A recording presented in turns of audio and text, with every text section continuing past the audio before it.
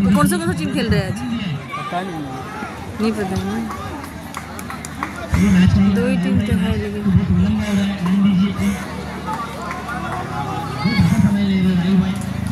अभी झगड़ा अगर होने दो तब तक हम वॉक कर लेते हैं। Hello friend, welcome back to my channel. तो आज के আবার আপনাদের কাছে নতুন একটা ভিডিও নিয়ে আসলাম। ভিডিওটা যেমন প্রত্যেক দিনই আমি নিয়মিত একটু হাঁটাচলা করি, মানে ওয়াক করি। তো আজকে পার্কে হাঁটতে গিয়ে দেখি ওখানে কিছু একটা মানে মণ্ডল হচ্ছে, যেটা বাংলা ভাষায়। তো আমি বলি বাংলা ভাষায় এখানে কি হচ্ছে দেখি। তো ভিতরে গিয়ে দেখি বেশ উনি ভালো ভালো কথা বলছেন, বেশ হাসি মজা নিয়ে কথা বলছেন। তো উনি কী বলছেন তো আমিও শুনবো এবং আপনাদেরকেও শোনাবো। চলুন দেখি।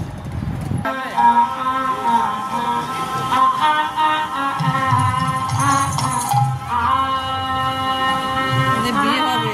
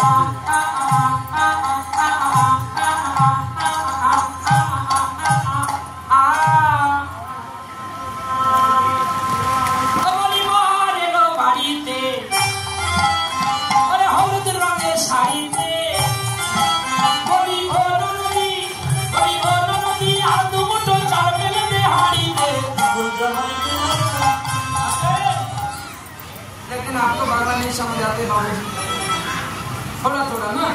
हाँ ठीक है, लेकिन तुम्हारे गान माइके बाजे ना, जे गान हमारे पश्चिम बांग्लाय बाजे कि ये गान माइके बाजे बोले ये तो हिंदी देश है बेबी, लेकिन नहीं बाज सकते। वो ठीक ही अच्छा है, लेकिन तुम्हारा गान ये भी नहीं बाज रहे है।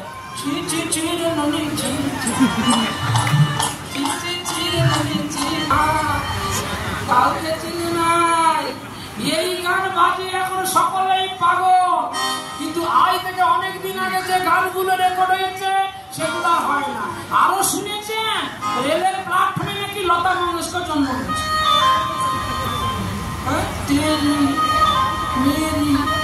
কি পাগল মানুষ হলো। আরে শালা হনুমান বলি তোদেরকে। সাধনা বিনে যদি লতাজি জন্ম হতো তাহলে গুরুর কাছে গিয়ে কেউ সারে নামা শিখতো না। সঙ্গীত তোর বাবার বস্তু না যে একদিনে তেরি মেরি করে তুই লতাজি হয়ে যায়। লতাজির ডিগ্রিটা জানো? লতাজিকে বলা হয়েছে দ্বিতীয় সরস্বতী। যেদিনই ঘট বিসর্জন সেদিনই প্রতিমা বিসর্জন। বিশেষ করে দেখবেন লতা মঙ্গেশকর যেদিন, হ্যাঁ এত যদি তোমার গান ওই গানগুলো রোজ ভ্যালি টুকরো জিনেট কোম্পানি দুদিন আসবে তোমাদেরকে লোক দেখাবে, পরে যে কোথায় আছে ঠিকানা নেই। আর একটা কোম্পানি জন্ম হয়েছিল বীরভূমে, বাদাম বাদাম দাদা কাঁচা বাদাম আমার কাছে ছিল শুধু পচা বাদাম। হ্যাঁ ये বাদাম কতদিন টিকবে রে ভাই? বলে একটু জল পেলে মাল সব পচে যাবে আর ভালো থাকবে না। কিন্তু হরিনাম কৃষ্ণ নামের পদাবলী চিরন্তর সত্যযুগ থেকে বেঁচে আছে। কি বলুন বেঁচে নাই? পদাবলী কীর্তন সাহিত্যিক বেঁচে নাই, আছে, ছিল, থাকবে। রাধা কৃষ্ণ প্রাণ মোর যুগল কিশোর, রাধা কৃষ্ণ প্রাণ মোর যুগল কিশোর।